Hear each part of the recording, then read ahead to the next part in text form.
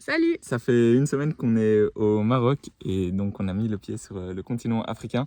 Jusqu'à présent, tout se passe bien, on adore le pays, on a fait de super belles rencontres, de super belles visites et on va te présenter tout ça dans la vidéo. Voilà. Comme tu le sais, on est arrivé par l'Espagne, on a mis le pied sur le continent africain par Ceuta et ensuite on a passé la frontière direction le Maroc et Tanger pour notre premier stop.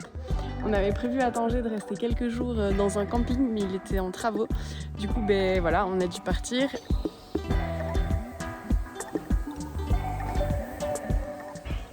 Et on a pris la route du Rif, donc on a traversé tout le nord du Maroc, c'est là où il y a les plantations de cannabis. Je sais pas comment s'appelle la route qu'on est en train d'emprunter. La route est magnifique et on vient de se rendre compte que de part et d'autre de la route, il y a des champs de cannabis, mais à perte de vue. Alors évidemment, tout le monde nous demande si on veut fumer un joint avec eux, mais on décline poliment. On veut pas de problème avec la police, nous. Pas le début du voyage. C'est ça.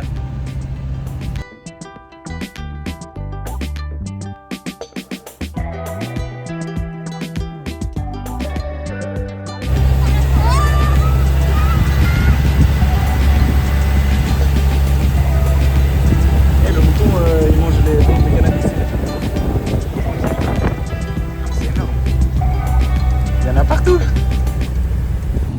coup, on est dans la vallée du Rif et bon, je pense pas que tu as des problèmes avec la police parce que c'est le seul endroit au Maroc où c'est autorisé de planter du cannabis. Ouais, mais si nous on fume, tu crois on n'a pas de problème avec la police? Je sais pas, mais c'est autorisé. Oh là! Ils veulent tous qu'on s'arrête pour acheter du cannabis. Parce qu'en fait, à un moment, le gouvernement a délaissé cette région enclavée dans les montagnes et donc ils ont autorisé la population à planter du cannabis pour que la population continue d'avoir une sécurité. Et alors maintenant, aujourd'hui, il y a beaucoup de trafiquants et tout ça dans cette région, mais le gouvernement n'arrive pas à interdire le cannabis parce qu'ils l'ont autorisé par une loi, donc ils n'arrivent pas à revenir en arrière. Donc, du coup, tout le monde plante du cannabis. Donc c'est assez marrant de prendre la route avec du cannabis de part et d'autre de la route et des champs à perte de vue. Ça sentait assez bon. Ouais. Et tout le monde nous proposait de fumer un joint. Mais voilà, on a continué notre route et on s'est aussi arrêté en chemin à Akchour. C'est un endroit assez populaire. Il y avait surtout des locaux.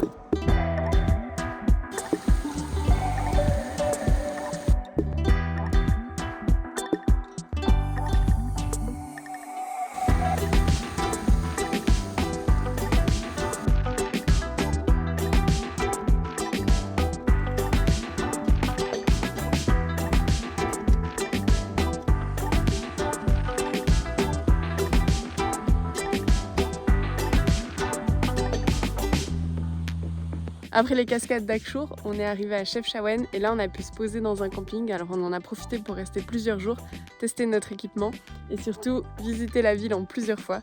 Et c'était magnifique, mais ça, tu vas le voir dans la vidéo. Alors installe-toi et bienvenue dans une nouvelle vidéo.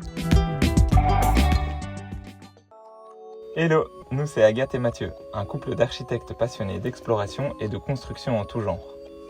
Nous sommes partis à la découverte des paysages et des architectures méconnues du continent africain à bord de notre vieux Defender nommé Ascarena. Allez, on t'emmène avec nous.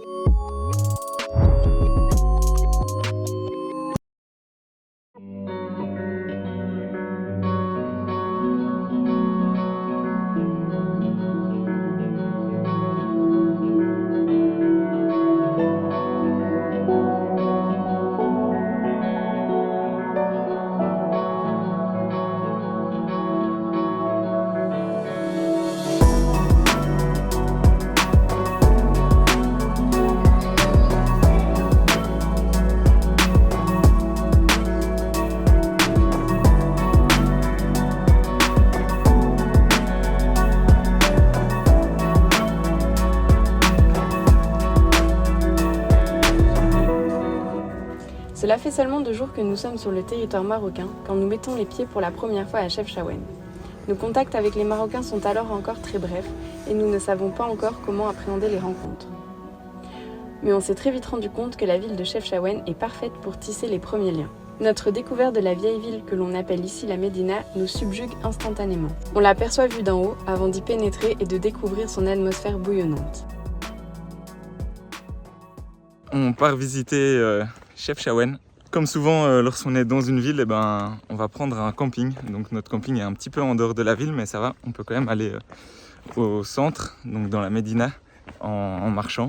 Mais on a déjà des super belles vues sur la ville, juste derrière. Donc Chefchaouen, c'est aussi appelé la ville bleue, tu vas vite comprendre pourquoi. Et aussi, on a croisé un artiste hier, un peintre, qui fait de la peinture à l'huile et de l'aquarelle. Alors Agathe, elle adore l'aquarelle, donc ils ont parlé pendant super longtemps et je pense qu'on va passer à son atelier. Allez, on y va. Allez, c'est parti. Rentrons dans la ville bleue. Non mais regarde cette ville, comment c'est magnifique déjà. Voilà, l'entrée dans la ville. C'est beau, hein. Ce qui est incroyable aussi, c'est que ce sont plein de petites ruelles, comme ça, donc il n'y a pas de voiture évidemment, vu que c'est tellement étroit. Et donc c'est hyper calme, les gens sont super posés et surtout, c'est aussi très vivant. C'est vivant. Les enfants jouer, ouais, les gens parler. C'est ça, tout le monde est dans ces petites rues piétonnes. Et aussi, comme les bâtiments sont assez étroits, eh ben, il y a de l'ombre et c'est plutôt agréable. Ouais, il faut visiter. Dans une ville quand il fait frais, surtout au Maroc. Allez, on t'emmène.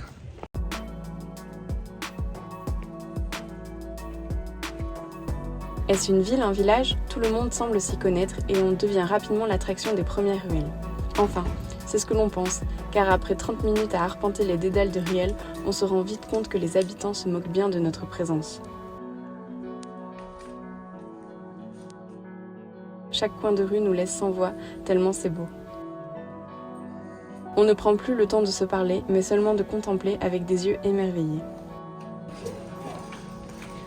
Tu sais par où on doit aller? Non. Ce sont que des petits trucs qui s'entortillent, donc c'est assez difficile de retrouver son chemin.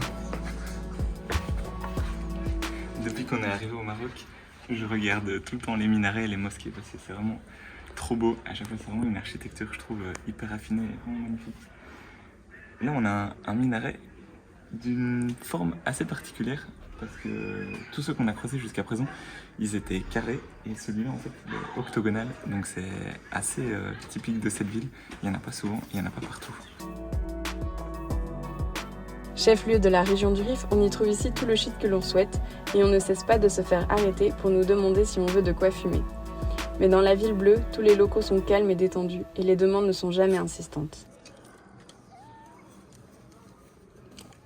Qu'est-ce qu'ils font?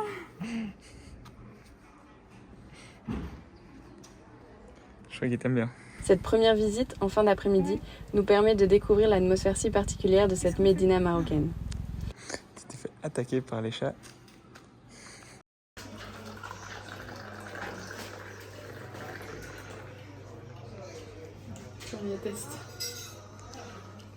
Je veux pas une goutte à côté, hein.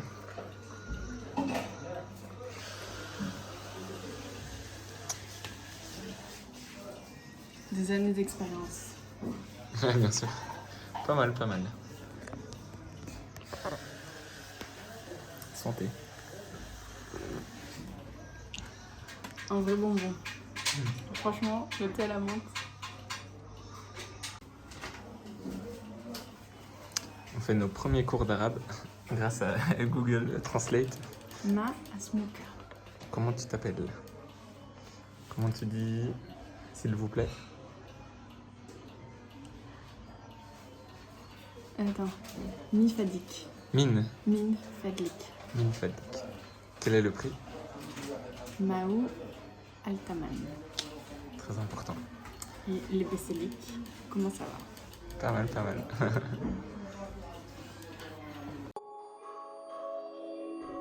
Mais cette visite ne nous suffit pas. Le lendemain matin, l'envie de redescendre dans la Médina est trop grande. On veut encore voir ces 1000 nuances de bleu avant de reprendre la route. On a discuté avec un commerçant, on a dit qu'on était architecte, il nous a tout de suite ouvert la porte de sa maison. Regarde la porte, si elle est pas belle. Tout en bois sculpté.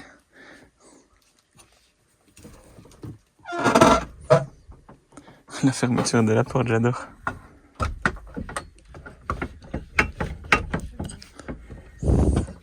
Pas facile à fermer. Et donc là on arrive dans une autre maison. Où de nouveau il y a un atrium. Et donc là il y a sa boutique. Et on peut monter du coup. Comment tu t'appelles? Abdulhamed, Abdulhamed. Moi c'est Mathieu. Mathias. Mathieu, enchanté. Je peux filmer? Ouais, pas grave. Montez, On peut monter? Ouais. On peut monter? Écoute, quand tu arrives à la terrasse, si vous voulez voir la terrasse, il y a les fermetures là. Les clés, il a 30 cm. Ok. Tu prends la clé, tu ouvres, Ok. et tu laisses la porte ouverte, et tu mets la clé où ils sont été, Ok. et tu fais des photos. Oui, c'est bon? Moi, ouais, cool, Raoul, comme on dit. Cool Raoul. Ok. Ok, je laisse Max. Moshi Mushkila. Merci, Mouchki. Mushki Mushkila. Shukran. Bon ben, on va monter. Continue. Donc là on est dans l'atrium. Putain. Moi, je vais d'office casser un truc. Il y a des trucs partout. Avec ma maladresse.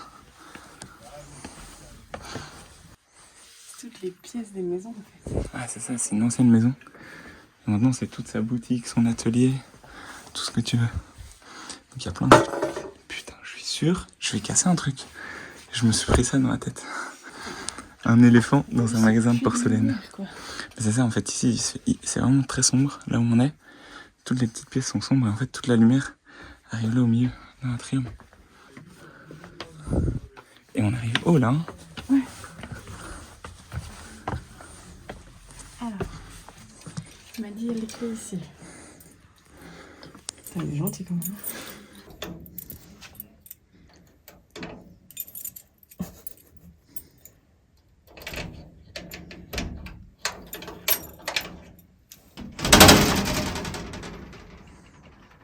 Wow.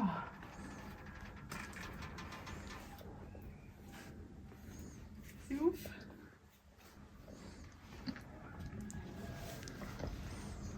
Oh.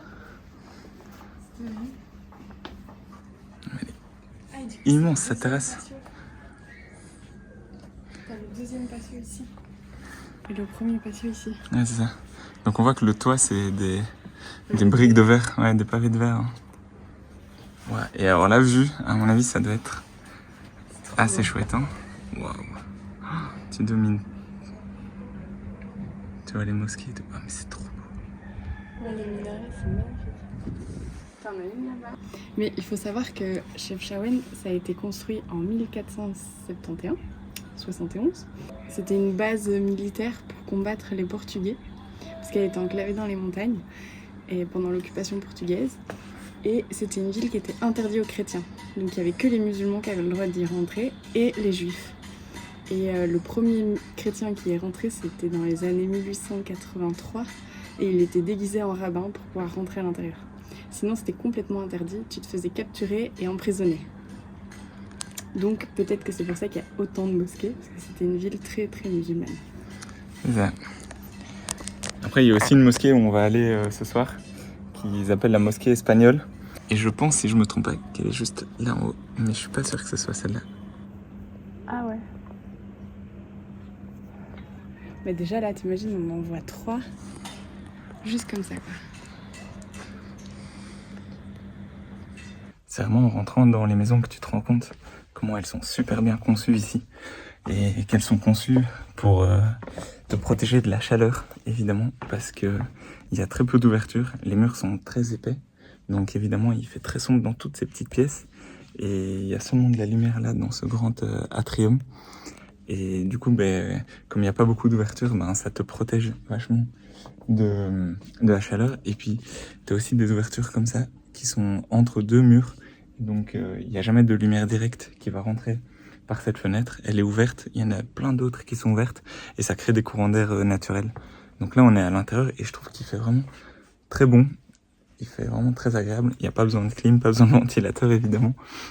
Alors que dès que tu sors et dès que tu es en plein soleil, ça tabasse, il fait super chaud.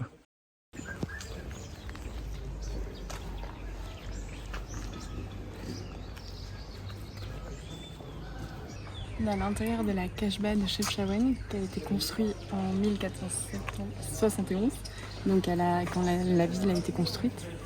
Et donc c'était fortifié pour protéger des Portugais, se protéger des Portugais. Donc on a ici la tour qui s'appelle la tour portugaise. C'est la tour la plus haute à 3 étages. Et c'est le seul élément qui a été fait avec beaucoup de pierres parce que c'était pour justement que ça soit très solide et c'était pour un peu voir l'invasion des Portugais arriver. Et sinon tout le reste de la Casbah, donc c'est une architecture de style berbère et ça a été fait en terre d'argile, donc en terre crue. Donc c'est notre premier bâtiment en terre crue qu'on visite. C'est quand même super bien conservé. Tu vois, un bâtiment qui date de 1471 en terre, franchement, c'est canon. On peut la reconnaître parce que tous ces petits trous, à mon avis, là, c'était utilisé lors de la construction et c'est ça qui était utilisé pour mettre les échafaudages, je crois, non? Ouais, c'est Enfin, ça. les échafaudages de l'époque. Ouais. Donc on les retrouve là, là. Là-bas aussi, on les voit.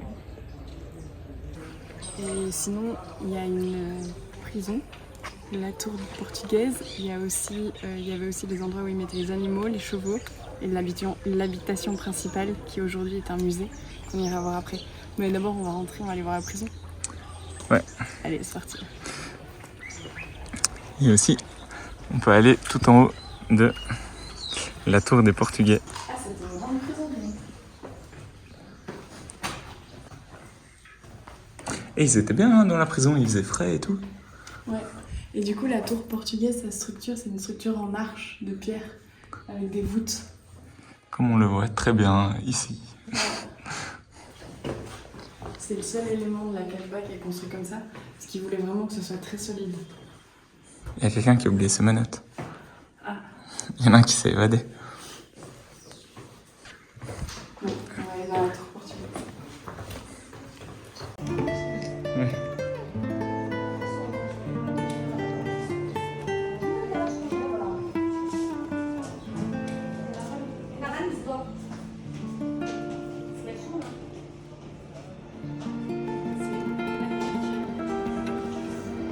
Comment? C'est trop beau, regarde toute la ville.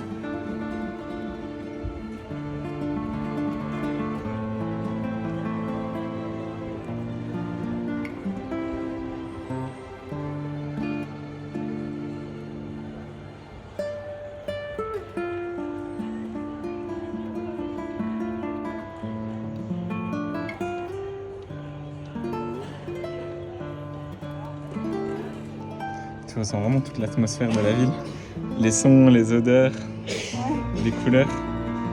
Ça vaut vraiment la peine de monter jusqu'ici.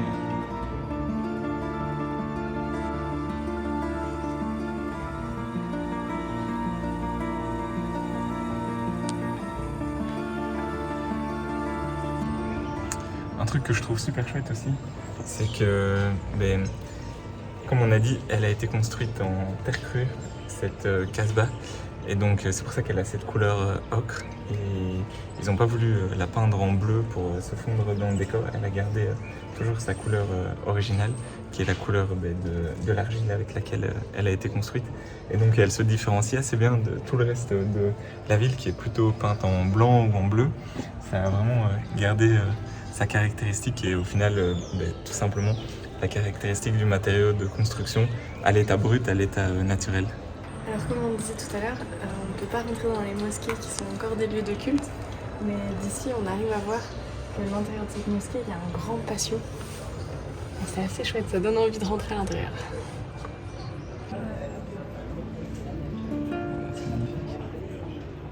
Avec un minaret octogonal.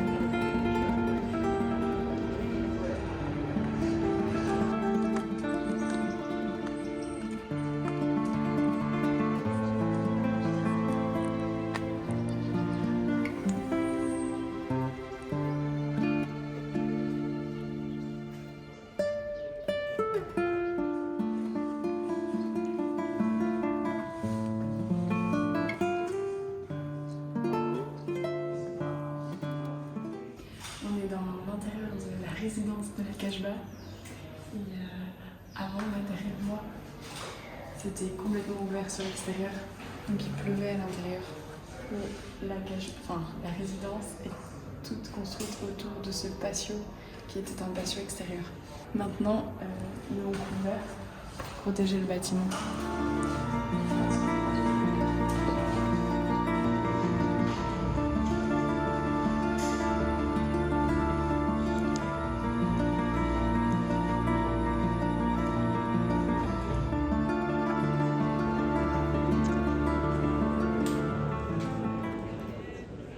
Chefchaouen, c'est un bon exemple des villes marocaines et de son développement parce que donc il y a la Casbah juste derrière qui a vraiment été le cœur historique de la ville, qui a été vraiment les tout débuts de la ville, et ensuite la Médina s'est construite tout autour.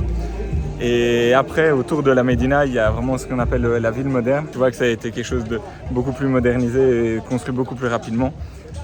Et là, donc c'est toujours hyper joli de voir ce mélange de tradition et de construction.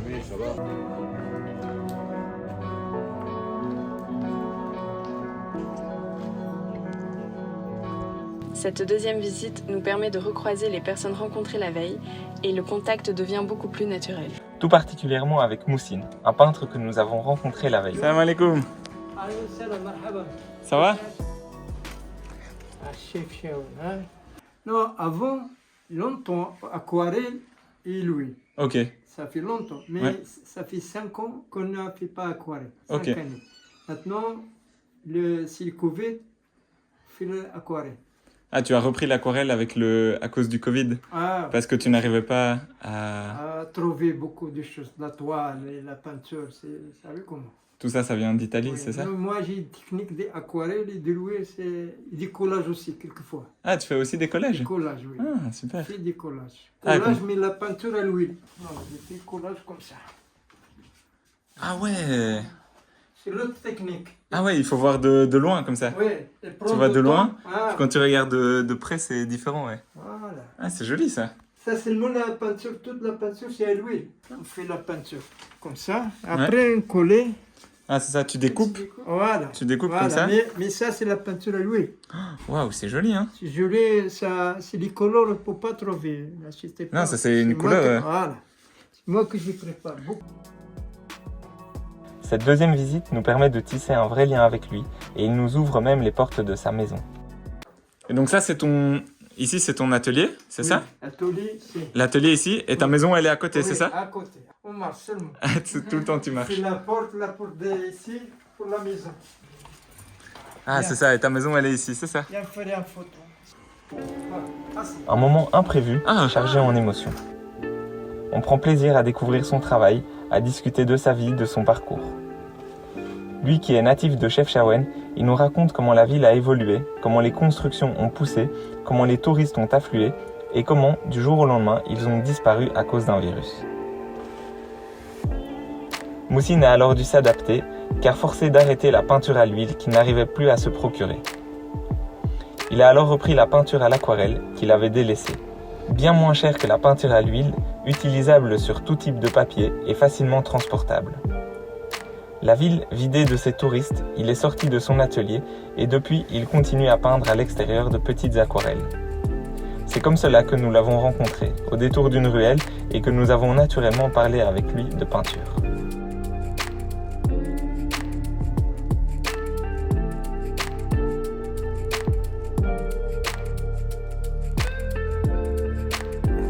À l'image de la ville, Moussine est un homme calme et chaleureux, plein de bienveillance qui aime partager.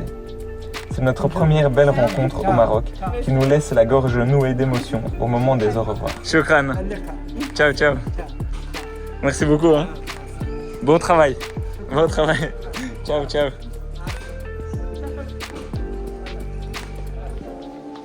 La beauté des images en disent déjà beaucoup, mais ne traduisent pas les nombreux échanges avec les habitants de cette ville chargée d'âme et d'histoire. Comme d'habitude, lorsque on marche pour aller voir un coucher de soleil, on arrive à la dernière minute. Et évidemment, le taxi ne pouvait pas aller jusqu'en haut. Donc il nous reste les quelques derniers mètres à faire en marchant. Et je suis pas sûr qu'on ait pris le chemin officiel. Mais on devrait y arriver. C'est juste là au-dessus de nous, mais on a déjà une vue incroyable. Bon, au pire, on s'arrête là et on kiffe le sunset depuis ici, non? Il faut voir la mosquée. Il faut aller voir la mosquée. Mais déjà, c'est incroyable. Allez, encore quelques mètres, Agathe. Ouais, on y est presque. C'est tout là-haut. C'est parti. Ça fait plein de zigzags en fait, et je le vois sur l'appareil photo. C'est bon, on a retrouvé le chemin officiel, en tout cas ce qui semble être le chemin officiel. C'est pavé. On y est presque. Dernière marche avant la mosquée.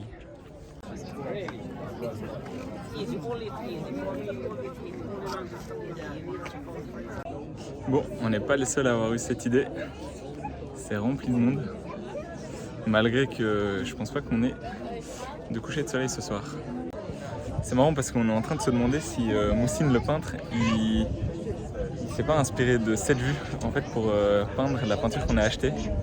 Bon, du coup on a loupé le coucher de soleil, enfin on n'a pas loupé, mais on n'aura pas de coucher de soleil. Et deuxième échec, on pensait qu'on pouvait rentrer dans la mosquée parce qu'elle était plus utilisée, donc elle était désacralisée, mais apparemment non, voilà.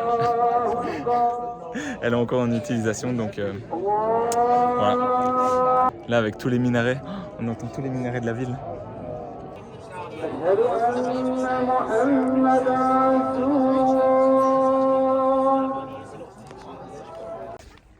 Bon, on est déjà parti.